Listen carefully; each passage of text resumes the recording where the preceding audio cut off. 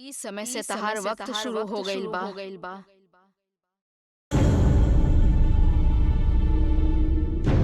ई समय से तहार वक्त शुरू हो गईल बा।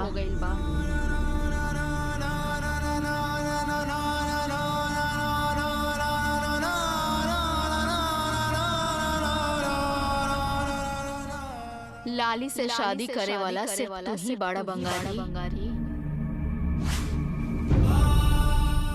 लाली से शादी करे वाला सिर्फ तू ही बाड़ा बंगारी। लाली से शादी करे वाला सिर्फ तू ही बाड़ा बंगारी।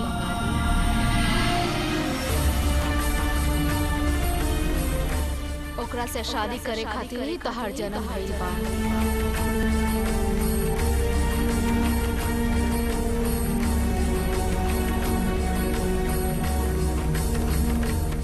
अभी गुस्सा करे के समय नहीं खे बंगारी। ई समय सबर करे के हा। सबर से ही तोहके रास्ता दिखाई दी और उहे तहार शक्ति बनी और ऊ कबो खोए के ना चाहिए। पहले तू जाके स्नान करा। पहले तहार शरीर के शुद्धिकरण होके के चाहिए।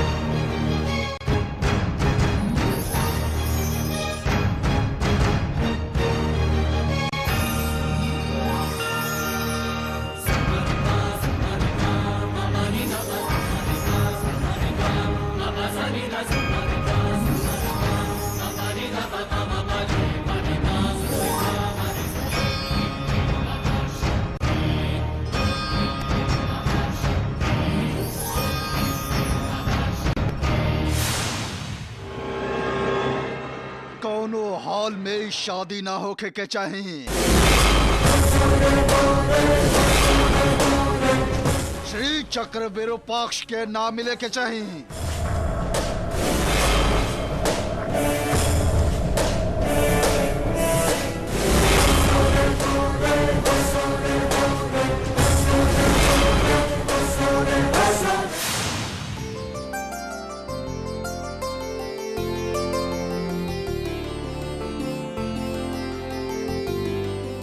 दुल्हा दुल्हन के जल्दी बुलाएं।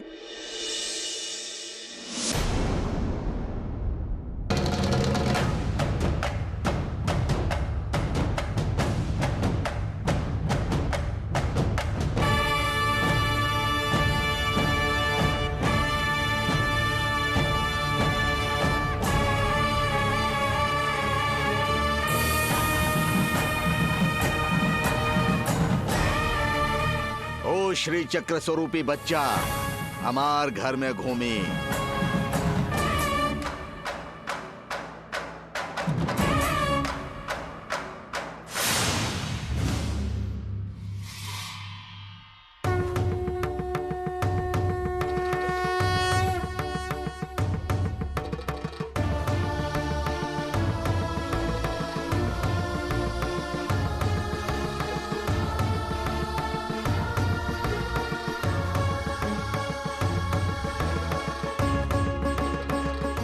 अब श्री चक्र हमार हाथ में निश्चित आई।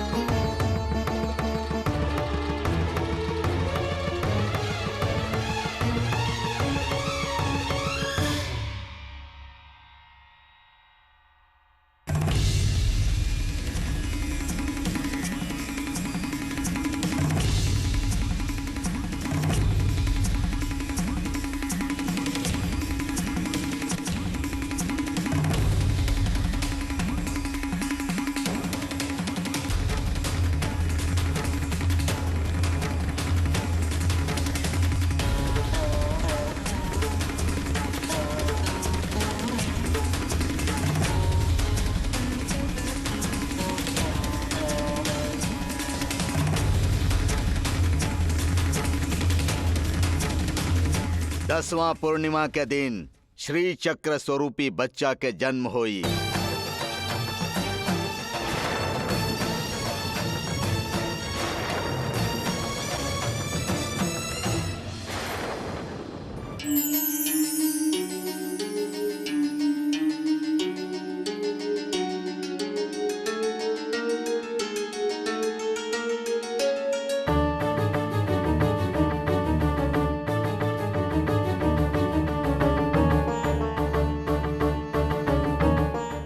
अब तू ही दुल्हा बाड़ा, स्नान कर ल तू। अब ओहिजा रखल नया कपड़ा पहन ल तू।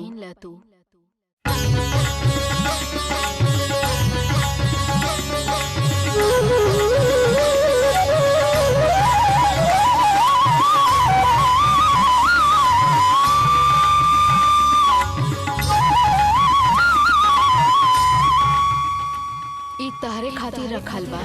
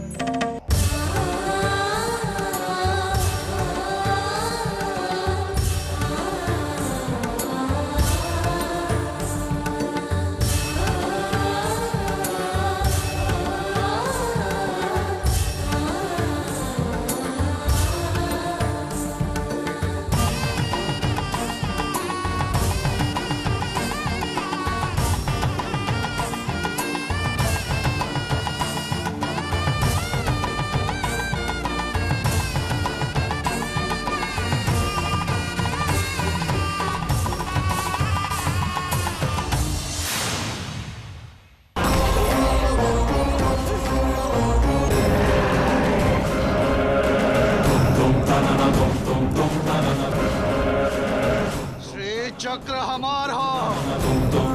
हम जन्म जन्मांतर से एकरा खातिर साधना करतनी।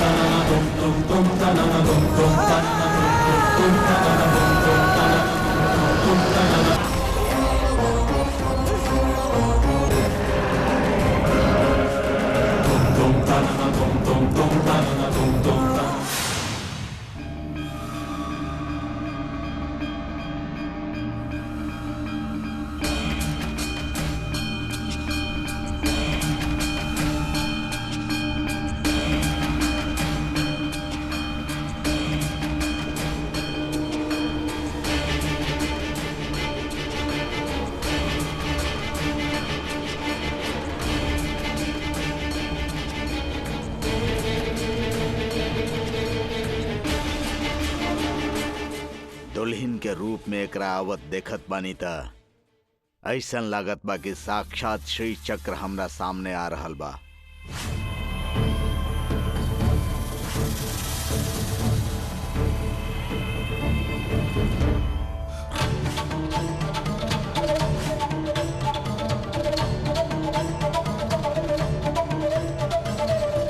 आहा, ये देख के दिव्य अनुभूति हो रहल बा।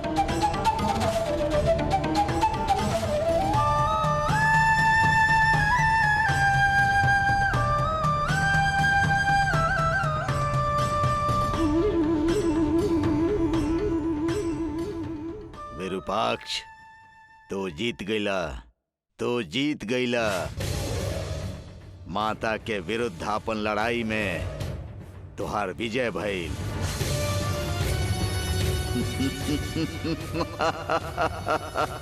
तुहार विजय निश्चित बा।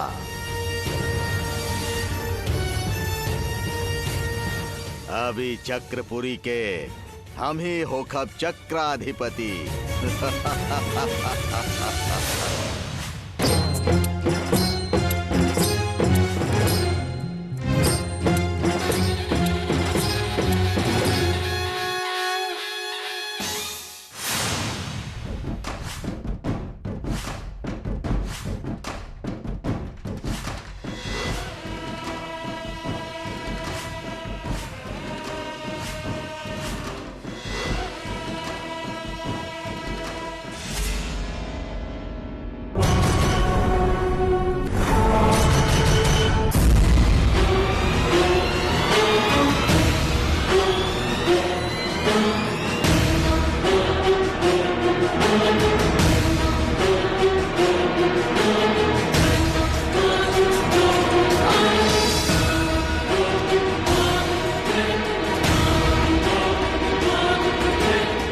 बानी गुरुजी। बस आज खातिर हम अपन नियम बदल रहल बानी। हमार हाथ पकड़ के ले जाए वाली हमार माई नहीं की, ओ त्रिपुर सुंदरी माई बाड़ी।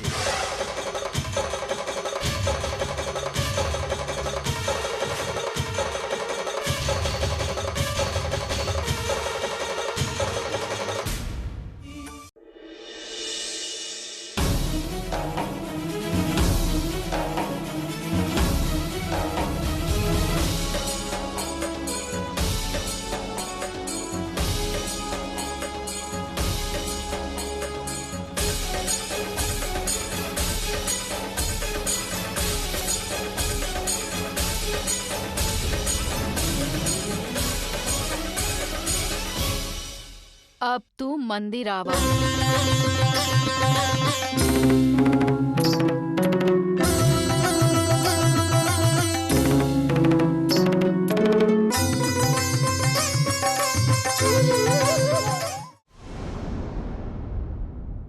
श्री चक्र, श्री चक्र, श्री चक्र।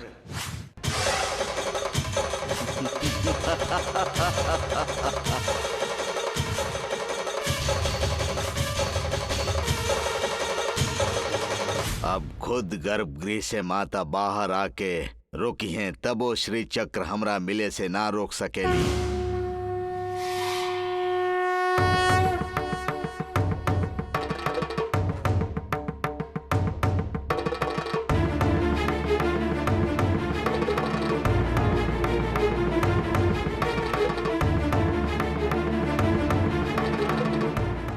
आज से पूरा 9 महीना के बाद लाली के गर्भ से निकले वाला श्री चक्र स्वरूपी बच्चा हमार पोता बन के घूमी, हमार स्वार्थ पूरा करिए।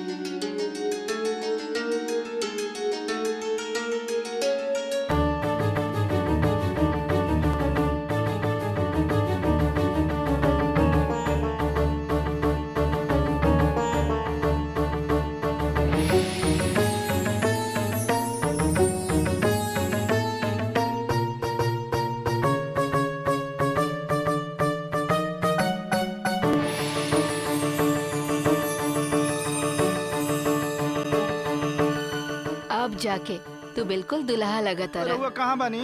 राउर खाली आवाज सुनाई देता, बाकी रउआ दिखाई नहीं देत। हम तो तारा साथे बानी बंगारी, बस तो के हम दिखाई ना देत रहनी। हाँ ठीक बा, अब हमरा का करे के होई? लाली के होखे वाला पति तू हवा, तो के अब ही ओकर घरे जाए के बा। ओइजा जाके चंदन के साथे हो रहल शादी के तोहके रोके के बा और तारा शादी करे के बा। लेकिन हमारा के वहाँ केहू अंदर ना जाए दी, काहे कि पहला ही उ लोग हमरा के उठा के बाहर फेंक देले रहन। तोहके लाली के पावे खातिर केहू के कोनो अनुमति के बिल्कुल जरूरत नहीं खे बंगारी। तू बस अपन काम पूरा करत जा। अगर कोनो मुश्किल आई तो ओकर सामना करे खातिर हम आगे बानी। अभी लाली मुसीबत में बाड़ी। लाली के विरूपाक्ष शास्त्री के चुंगल से छुड़ावल अब तहार कर्तव्य बा।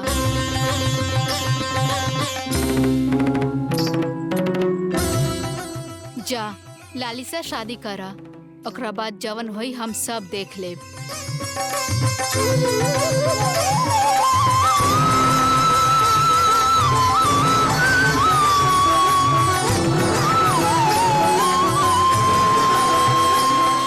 रुक जा।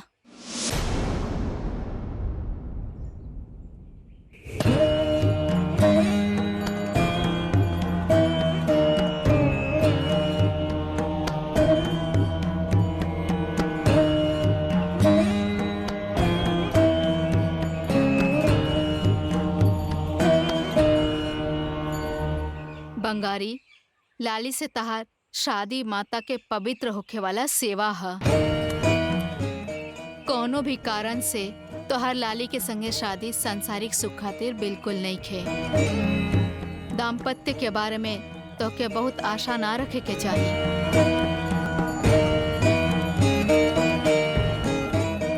घबरा मत तू, ई विधि के विधान बा और आज से 1 महीना बाद लाली गर्भवती होखे के चाहिए। आगे 9वां महीना पूर्णिमा के ओकर गर्भ से दिव्य शिशु के जन्म होखे वाला बा।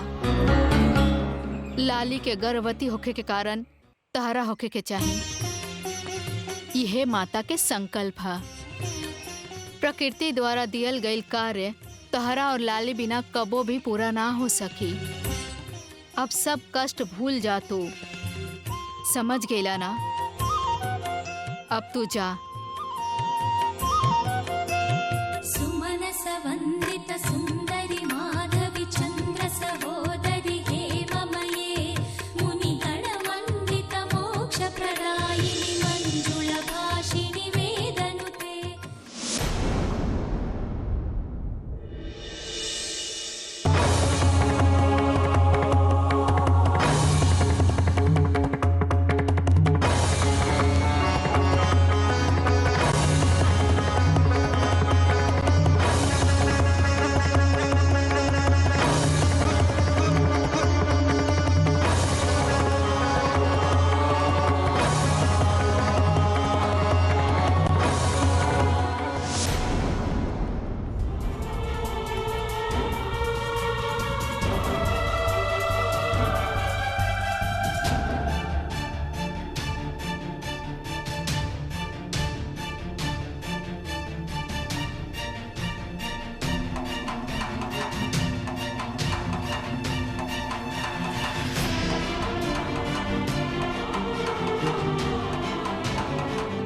हमार लड़की ना कितना सुंदर बिया। ए ललिता, आपन लड़की के तनी देखा।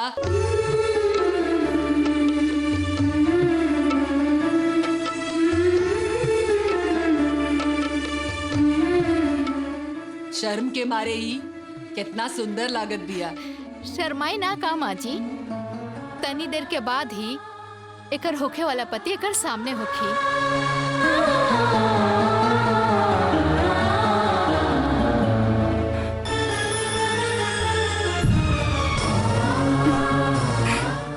पति के देख के एगो लड़की इतना लोग के सामने शर्माई ना तो का करी माँ जी? इ तो समाज के बनावल एगो सुंदर प्रथा है।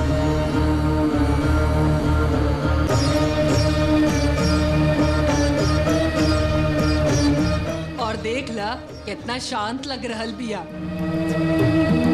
विरूपाक्ष शास्त्री जी के घर के बहू। और देख ला कितना सुंदर बिया। समझ लू ना?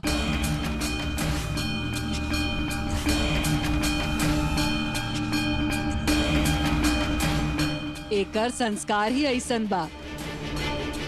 गंभीर होखे के चाहे राजलक्ष्मी जी, कहे कि आगे वो हमार बेटा के साथे रहे वाली बिया, राउर पोती।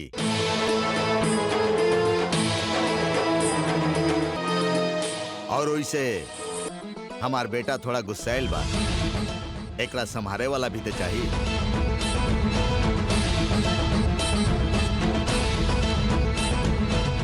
हमार लइका मात खाए वाला नहीं खे, मात देवे वाला बा।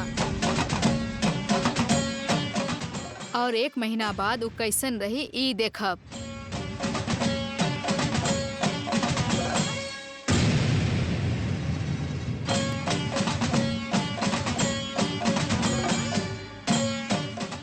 चंदन के पत्नी बन के रही। रउआ सब देखत रहब।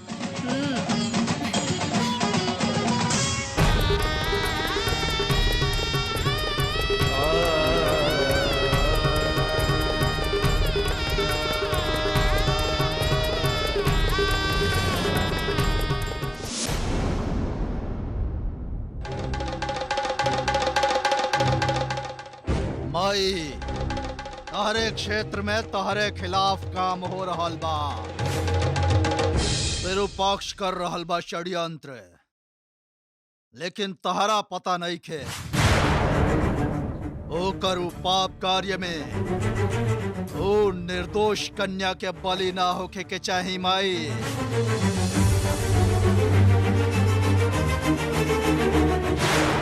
शास्त्री जी शुरू करी का?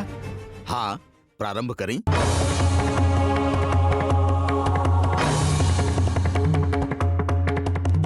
शास्त्री जी गुड़ ला के दे दिए। हाँ।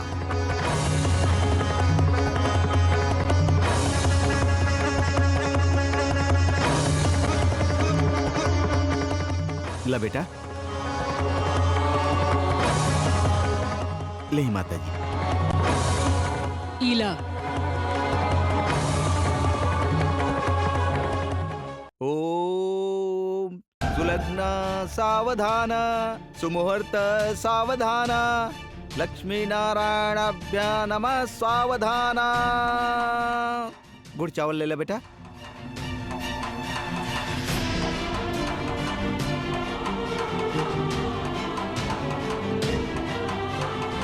सब कुछ जानला के बाद भी मौन काहे बैठल बाड़ू माई? कुछ तक करिश्मा देखावा। ए अन्याय के रोका माई।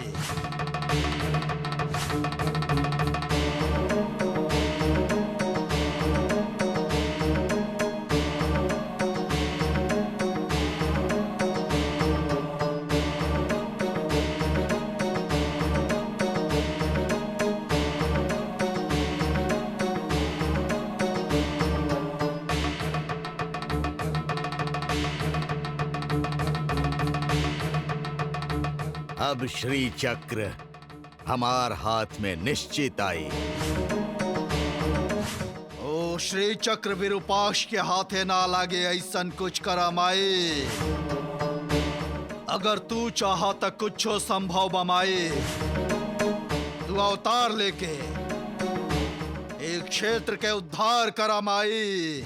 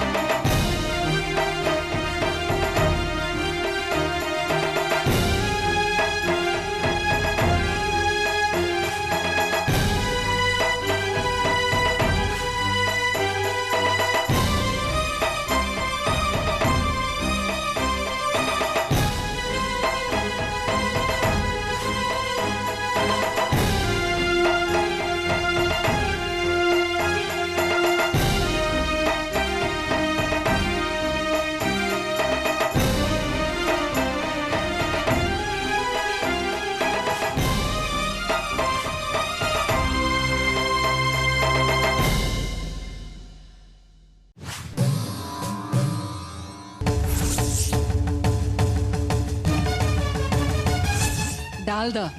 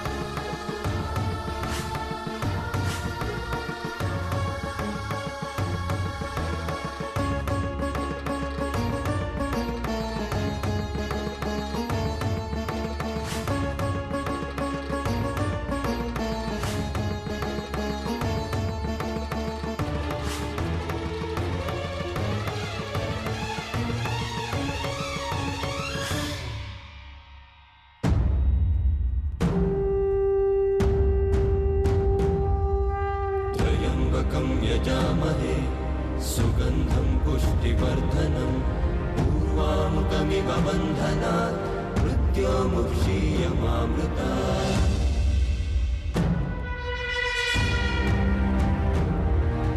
दुष्टशिक्षकं शिष्टरक्षकं सुरसुपूजितम् असुरमर्दनं राक्षससंहारम्।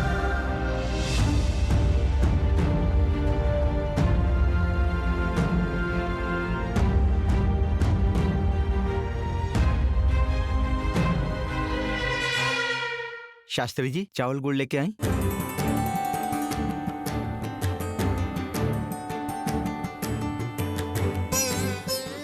ला बेटा, ले माता जी। ईला अब ऊपर डाला।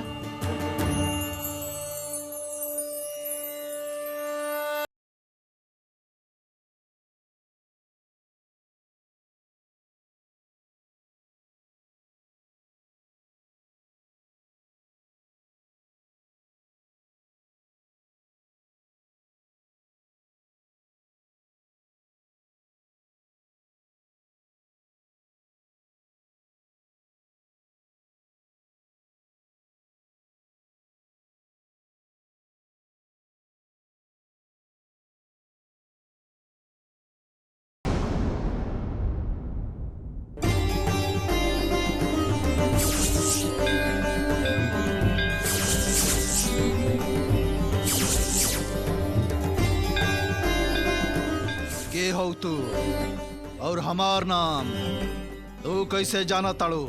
हमार नाम श्रीमती है। ई मंदिर में हम दिया बेचैनी। हमार आपसे बहुत बार भेंट भइल रहे, रउआ याद नहीं खे?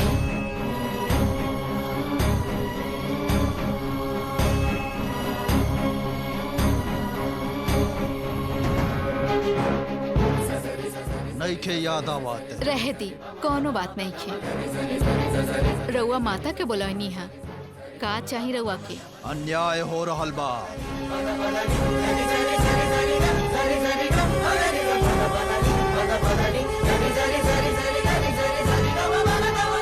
उहे रोके खातिर हम माई से गुहार लगावतानी।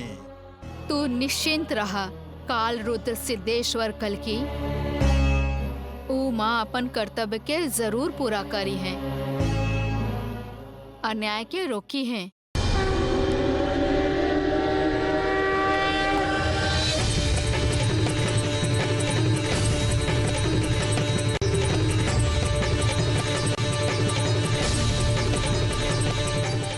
मतलब है ए शादी रुक जाई। काल सबके अपन जवाब देवेला। काल रुद्र सिद्धेश्वर कल की जेकरा जेकरा जवन मिले के चाही ओकरा ओकरा उहे मिली कल की। जेकर जवन नहीं खे उ कितना भी प्रयत्न कर ले ओके उ कब्बो ना मिली, कब्बो भी ना।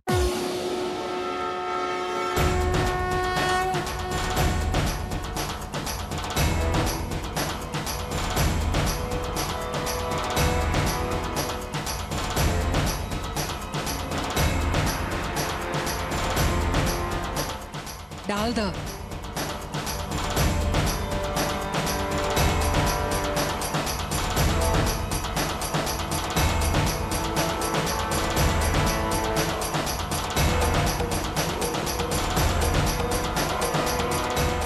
जेकरा जेकरा जवन मिले के चाही ओकरा ओकरा उहे मिली कल की। जेकर जवन नहीं खे उ कितना भी प्रयत्न कर ले ओके उ कब्बो ना मिली, कब्बो भी ना।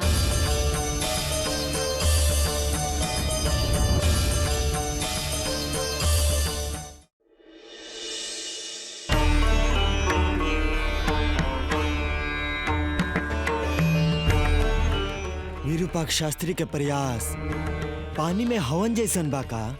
अब एकर जवाब तो काले बताई हैं।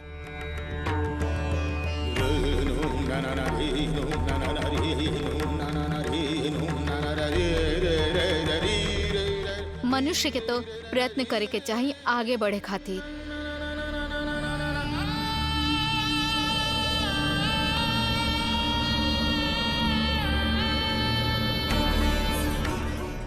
और ओकर फल के बाद माँ के ऊपर छोड़ देवे के चाही। सच माता, लेकिन हमरा सबसे ज्यादा डर त लागता वो लाली खातिर।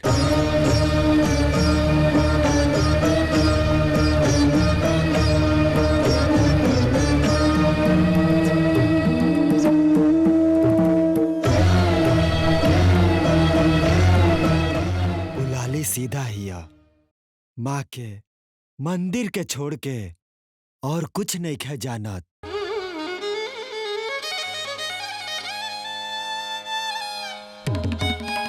ओकर परिवार छोड़ के दोसर और केहू बात उ बंगारी ह।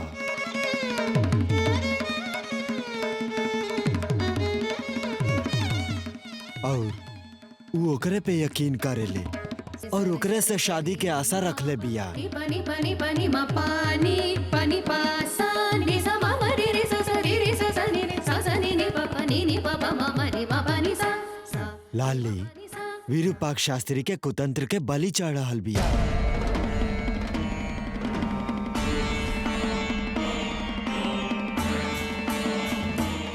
बंगारी के विरूपाक्ष शास्त्री के सामना करे के शक्ति और हिम्मत नहीं खे, तो ओकर रक्षा के करी?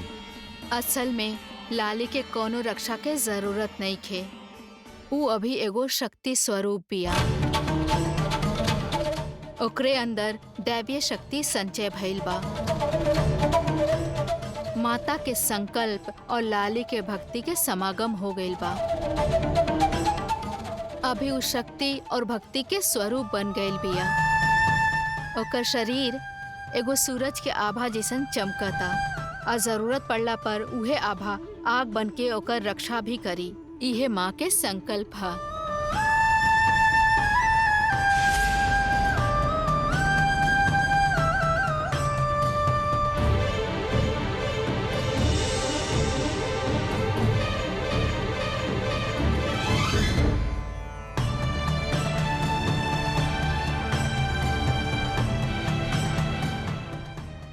लाली के शरीर के भीतर उस श्री चक्र घुल के मिल गइल बा।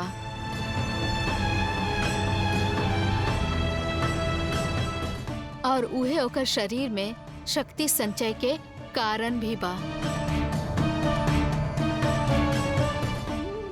आगे चल के गर्भ में शिशु बन के 9वीं पूर्णिमा के दिन श्री चक्र स्वरूपी बच्चा इस धरती पे पैदा हो।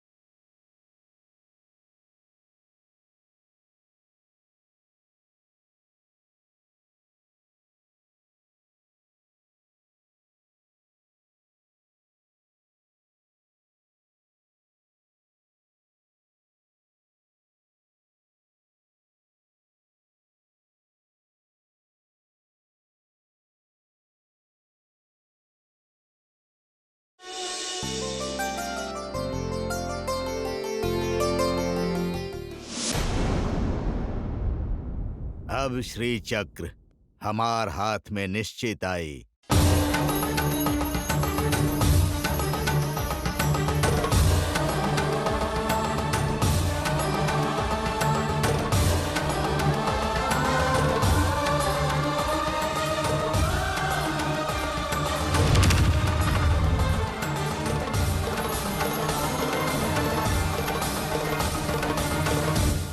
श्री चक्र चक्रपुरी के धरती पे अवतार ले रहल बा।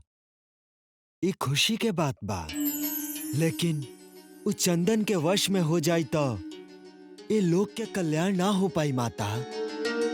उ विरूपाक्ष शास्त्री ओके अपन स्वार्थ खातिर उपयोग करी हैं। लेकिन ये तो दैवीय नियम के अनुसार होता ज्योतिषी जी, और ये नियम के केहू बदल भी नहीं के सकत। लाली के विवाह चंदन से हो रहल बा त अगर ये पूर्व निर्धारित बा तो लाली पर अधिकार चंदन के हो जाई, और शादी के बाद लाली से पैदा भइल लइका विरूपाक्ष शास्त्री के संपत्ति हो जाई। लेकिन अभी शादी भइल नहीं खे। हो जाई, अभी 1 घंटा में शादी संपन्न हो जाई। अभी 1 घंटा बाचल बना, और 1 घंटा में कुछ भी संभव हो सकता ना। ज्योतिषी जी, माता सबके मन में वास करेली, प्रति क्षण प्रत्येक स्थान पे माँ विराजमान रहेली। उनकर प्रतिरूप समस्त ब्रह्मांड के जीव के कण कण में बसल बा, और ऐसन तिनका भर मनुष्य लोग उनकर इच्छा तोड़ ना सकेले। उनकर इच्छा के बिना मनुष्य अपन सार्वभौमत्व के साधन कर सकता का? अब माँ के करिश्मा क्षण भर में आरंभ होगी। अब रउआ अपन आँख से देखब ऊ माँ के चमत्कार।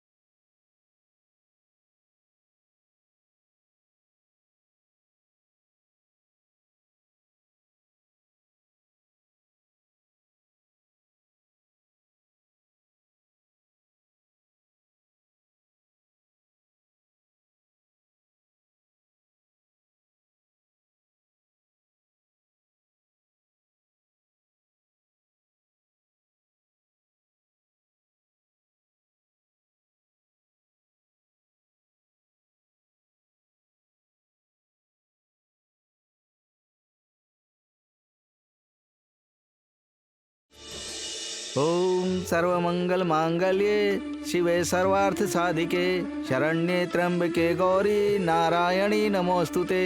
ओम श्रीमन्महागणाधिपतये नमः।